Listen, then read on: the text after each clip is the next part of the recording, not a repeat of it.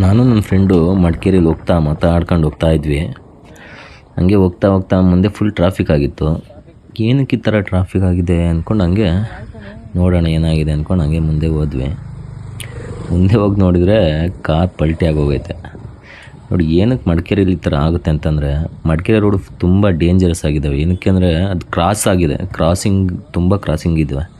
ಆ ಕ್ರಾಸಿಂಗಲ್ಲಿ ಫುಲ್ ಸ್ಪೀಡಾಗಿ ಬಂದುಬಿಟ್ಟು ನಾವು ಸ್ಟೈಲಾಗಿ ಈ ಥರ ಮಲಗಿಸೋಕೆ ಹೋದರೆ ಈ ಥರ ಇನ್ಸಿಡೆಂಟ್ಗಳು ಆಗ್ತವೆ. ದಯವಿಟ್ಟು ಮಡಿಕೇರಿಗೆ ಯಾರ್ಯಾರು ಟ್ರಿಪ್ಗೆ ಅಂತ ಹೋಗ್ತೀರಾ ತುಂಬ ಸ್ಲೋ ಆಗಿ ಸೇಫಾಗಿ ಡ್ರೈವ್ ಮಾಡಿ ಪ್ಲೀಸ್. ಯಾಕಂದರೆ ನಿಮ್ಮ ಮನೇಲಿ ನಿಮಗೋಸ್ಕರ ವೆಯ್ಟ್ ಮಾಡ್ತಿರ್ತಾರೆ, ಟ್ರಿಪ್ ಹೋಗಿ ಬರ್ತಾರೆ ಮನೆಗೆ ಅಂತ ಅಂದ್ಕೊಂಡು.